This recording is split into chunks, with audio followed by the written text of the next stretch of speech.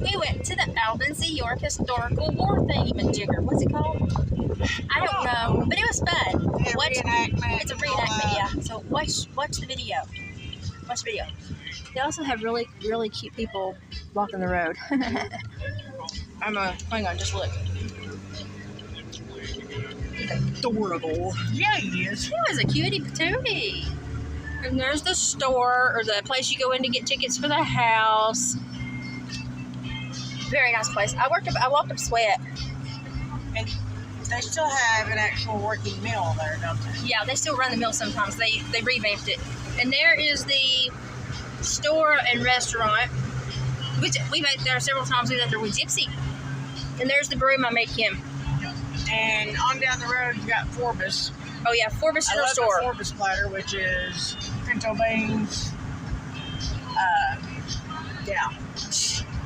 It's good. They have really good food and fudge at Forbes, and they still play Hog, a card game. Yeah. So if you ever go to Pall Mall and pass Forbes, stop and talk to the Indian guy out front. He won't talk back, but he's good company. And it's the oldest store in the county. He's a wooden chainsaw car.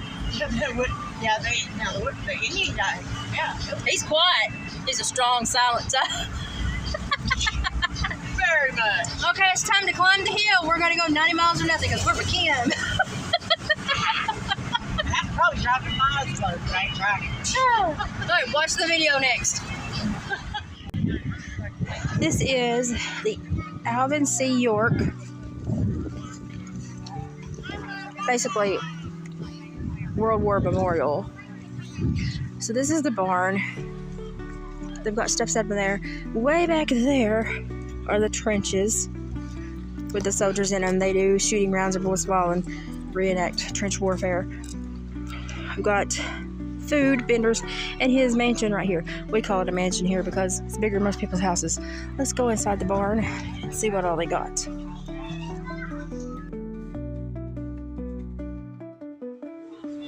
There's that old Model T, perfectly restored by the owner. Very nice.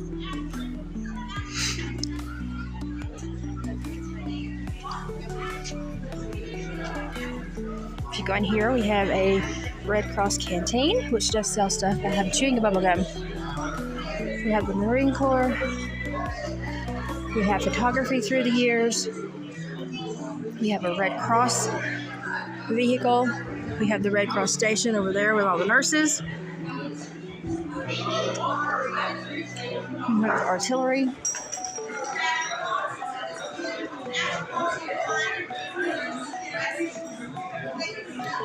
We have an exhibit about the animals used in the war.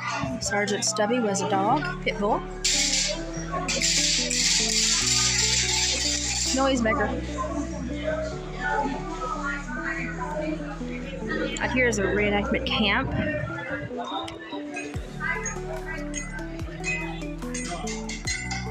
They were cooking breakfast there, lunch. We just talked to them while they were cooking. Huge silo.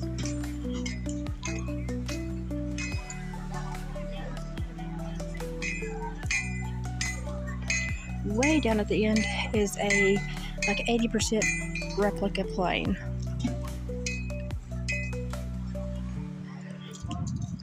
So the troops were eating what they cooked earlier, which was beef, we call them skillet cakes, and mac and cheese and some bread.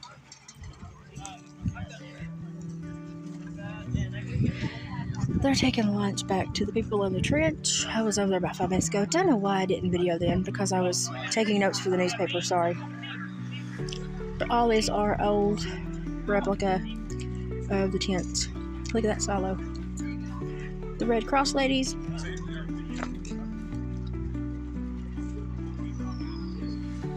Very neat event.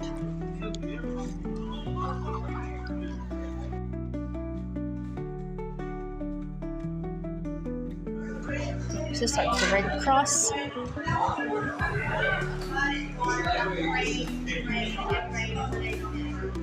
These are really standing in this water forever, and their feet get soaked, and they weren't changing their socks, they weren't changing their suits, and what would happen is your foot sticks would start to rot off.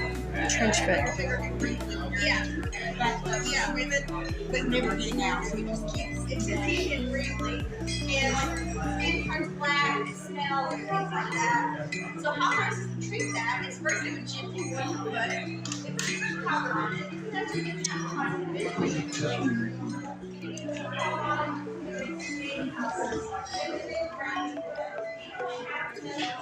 Excuse me.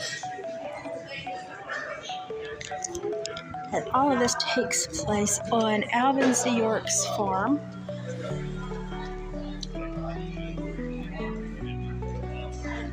He started the high school I went to, so soft spot in my heart for him. Let's go see if we can get a shot of the house.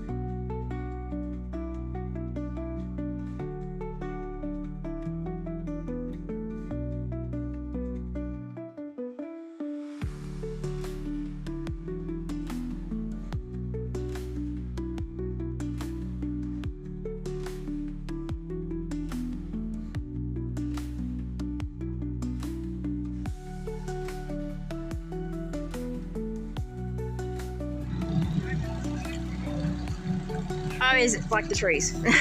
I always thought the trees were pretty here. So if you've never seen Alvin C. York, this is Alvin Cullum York. Here's his house. So when he came back from the war, because he was a hero that captured like 139 Germans, the state gave him this land and built him a house.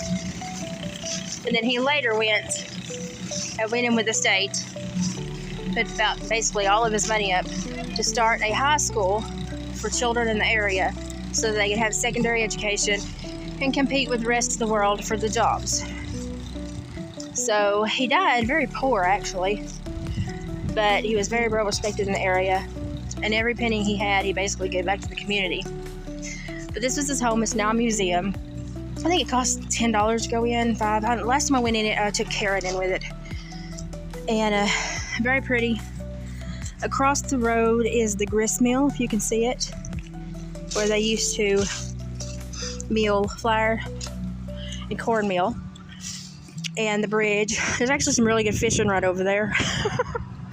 And there's that little dam with runoff where people wade all the time. But this was his house, which was like a huge mansion for the time. Heck, it's still big for the area. Yeah. So, that good man taken advantage of by the army and the state.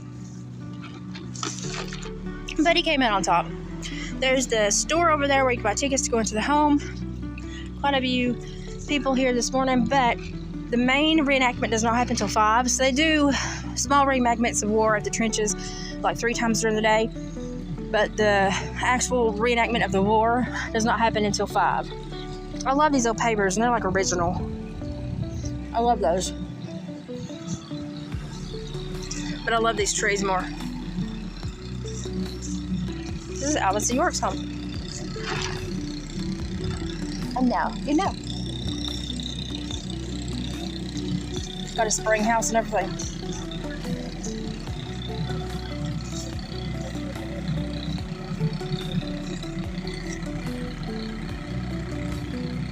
Pretty place.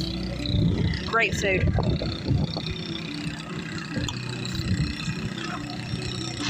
Sorry, I'm drinking tea. Up there's the restaurant, the post office, and then a restaurant with a. Wait. Up there's a post office and a restaurant with a, or store with a restaurant in it that has a lot of memorabilia as well. So if you ever come through Pall Mall and come on up the hill, stop here. Thank you. Stop here and visit. It's actually quite neat. It's the Sergeant Alvin York Historical Park. Stop.